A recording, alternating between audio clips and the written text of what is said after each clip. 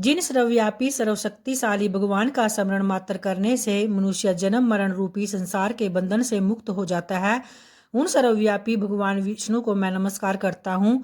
जय श्री कृष्णा, राधे राधे जी। आप सबका आज की पावन कथा में हार्दिक स्वागत है। भगवान श्री विष्णु और माता लक्ष्मी जी की कृपा आप और आपके समस्त परिवार पर बनी रहे। भक्तों, आज है 24 मई और दिन है रविवार का। तो आइए भगवान श्री हरि विष्णु जी का ध्यान करते हुए आज की पावन कथा को प्रारंभ करते हैं। और पिछली सभी कथाओं को सुनने के लिए आप सभी भक्तों का दिल से धन्यवाद। नैमिषारण्य में बैठे सुत जी से ऋषियों ने प्रश्न किया कि जब भगवान विष्णु अधिक मास को लेकर वैकुंठ लौट गए तब आगे क्या हुआ। तो इस प्रश्न पर सुत जी ने पुरुषोत्तम मास महात्म्य के 8वें अध्याय की कथा सुनाई। तो इस पर सुत जी बोले कि हे मुनियों, यही प्रश्न नारद जी ने भी भगवान नारायण से किया था। तब भगवान नारायण ने उत्तर दिया कि हे नारद, विष्णु जी अधिक मास को अपने साथ फिर वैकुंठ को ले गए और वहां उसे अपने समीप स्थान दिया। अब वह अधिक मास जो पहले अपमानित था 12 महीनों में श्रेष्ठ बन गया और पुरुषोत्तम मास के रूप में प्रतिष्ठित होकर सम्मानित होने लगा। फिर इसके बाद भगवान श्री कृष्ण ने पांडवों की ओर देखकर उनसे कहा कि हे युधिष्ठिर, ऐसा प्रतीत होता है कि वनवास के समय आप लोगों ने पुरुषोत्तम मास का आदर नहीं किया, तो इसी कारण आप इतने दुखों को भोग रहे हैं। व्यय, शोक और विपत्तियों में फंसे रहने के कारण आपने इस पवित्र मास का महत्व नहीं समझा। और भगवान ने आगे समझाया कि मनुष्य को अपने भाग्य पर विश्वास रखना चाहिए, क्योंकि सुख दुख लाभ हानि सब उसी के अनुसार प्राप्त होते हैं। परंतु एक और कारण भी है जिसके कारण तुम्हें यह कष्ट सहना पड़ रहा है। अब वह पुरातन कथा भी मैं तुम्हें सुनाता हूँ। इसके बाद भगवान श्री कृष्ण द्रौपदी के पूर्व जन्म की कथा सुनाने लगे। तो उन्होंने कहा कि पूर्व जन्म में द्रौपदी एक महात्मा मेधावी ऋषि की अत्यंत सुंदर और गुणवान पुत्री थी। वह अत्यंत रूप, विद्या और नीति में निपुण थी और अपने पिता की अत्यंत प्रिय भी थी। किंतु उसके मन में एक ही चिंता थी कि उसे योग्य पति और संतान सुख कैसे प्राप्त होगा। फिर जैसे जैसे समय बीतता गया परंतु उसका विवाह नहीं हो सका। वह अपनी सखियों को पति और परिवार का सुख भोगते देखकर स्वयं भी उस सुख की कामना करने लगी और वह चिंतित रहने लगी कि कौन सा उपाय है, कौन सी उपासना या कौन सा पुण्य कार्य उसे यह सुख दिला सकता है। उधर उसके पिता भी मेधावी ऋषि उसके योग्य वर की खोज में देश देशांतर भटकते रहे, परंतु उन्हें कोई योग्य वर नहीं मिला। तो इस कारण वे अत्यंत चिंतित और निराश हो गए। इसी चिंता और भाग्य के प्रबल प्रभाव से वे गंभीर रोग से भी ग्रस्त हो गए और अंततः उनका देहांत हो गया। मृत्यु के समय उन्होंने भगवान श्री कृष्ण का स्मरण किया, जिससे कि भगवान के दूत उन्हें अपने साथ दिव्य लोक में ले गए।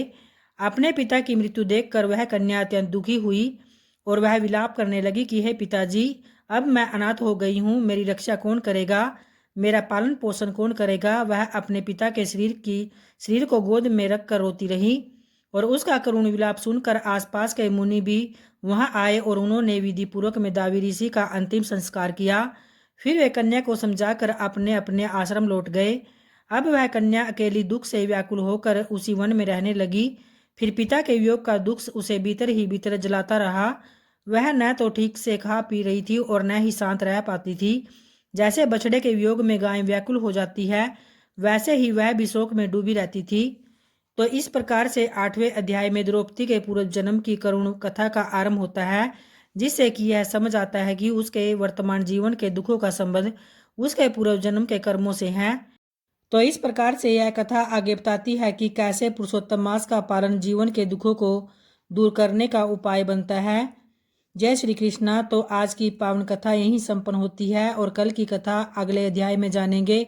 और आइए अब भगवान श्री हरि विष्णु जी का ध्यान करते हुए आज के पद्म पुराण की कथा को प्रारंभ करते हैं। इसके बाद मनु ने कहा कि हे स्वामिन, आपकी कृपा से पृथ्वी के संपूर्ण राजा धर्मपरायण ऐश्वर्यशाली तथा मेरे अधीन हो। तथास्तु कहकर देवेश्वर ब्रह्मा जी वहीं अंतर्ध्यान हो गए और तदनंतर मनु अपनी राजधानी में आकर पूर्ववत रहने लगे। इसके बाद राजा इल अर्थ सिद्धि के लिए इस भूमंडल पर विचरण करने लगे और वे संपूर्ण द्वीपों में घूम घूम कर वहां के राजाओं को अपने वश में करते थे। एक दिन जब प्रतापी इल रथ में बैठकर भगवान शंकर के महान उपवन में गए, जो कल्प वृक्ष की लताओं से व्याप्त एवं स्वर्णवर्ण के नाम से प्रसिद्ध था, उसमें देवादिदेव चंद्रार्ध शेखर भगवान शिव पार्वती जी के साथ क्रीड़ा करते थे, तो पूर्वकाल में महादेव जी ने उमा के साथ श्रवण के भीतर प्रतिज्ञा पूर्वक यह बात कही थी कि पुरुष नामधारी जो कोई भी जीव हमारे वन में आ जाएगा वह इस 10 योजन के घेरे में पैर रखते ही स्त्री रूप हो जाएगा। तो इस तरह से राजा इल इस प्रतिज्ञा को नहीं जानते थे और इसलिए श्रवण में चले गए। फिर वहां पहुंचने पर वे सहसा स्त्री हो गए तथा उनका घोड़ा भी उसी समय घोड़ी बन गया।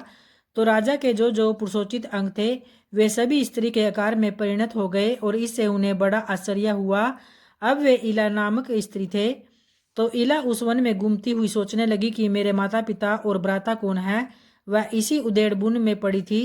इतने में ही चंद्रमा के पुत्र बुध ने उसे देख लिया और सुंदरी इला का मन बुध के रूप पर मोहित हो गया। तो उधर बुध भी उसे देखकर काम पीड़ित हो गए और उसकी प्राप्ति के लिए यत्न करने लगे।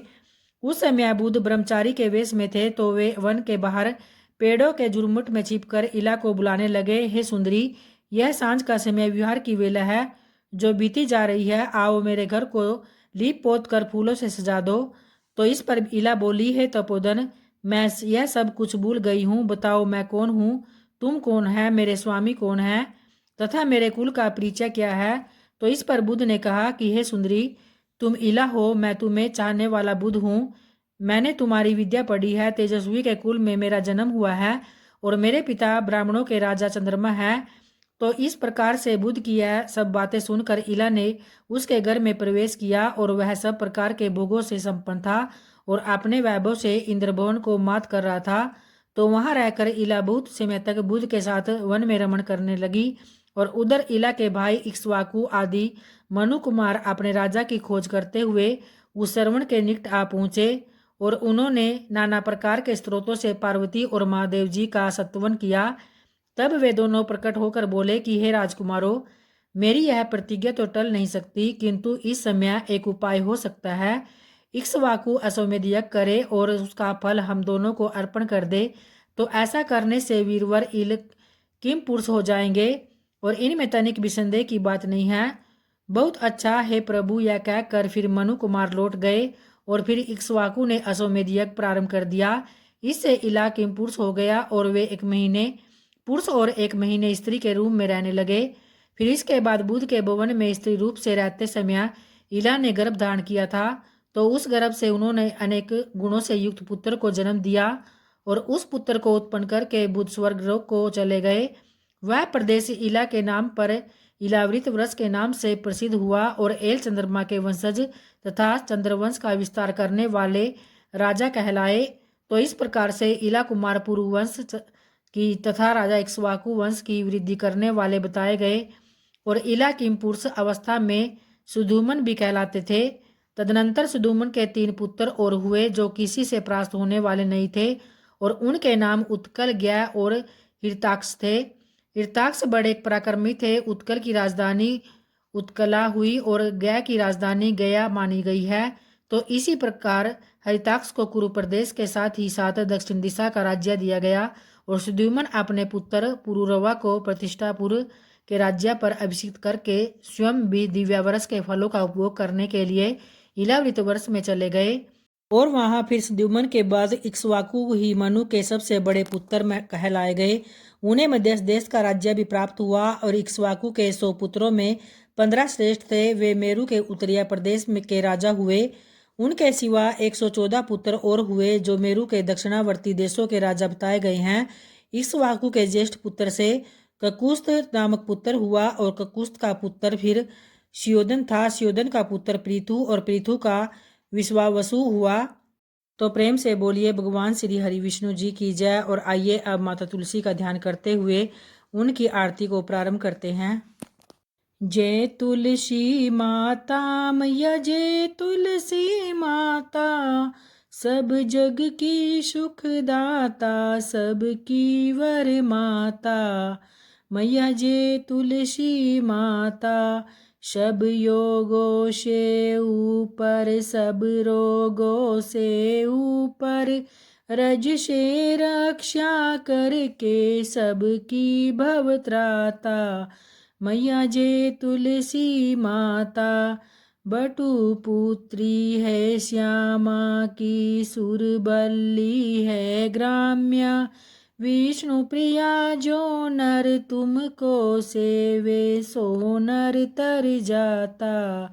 मैया जे तुलसी माता हरि के शीस विराजत त्रिभुवन से हो वंदित। पतित जनों की तारिणी तुम हो विख्याता। मैया जे तुलसी माता लेकर जन्म विजन में आई दिव्य भवन में। मैया आई दिव्य भवन में। मानव लोक तुम्ही से मानव लोक तुम्ही से सुख संपत्ति पाता। मैया जे तुलसी माता हरि को तुम अति प्यारी। श्याम वरण सुकुमारी मैया श्याम वरण सुकुमारी।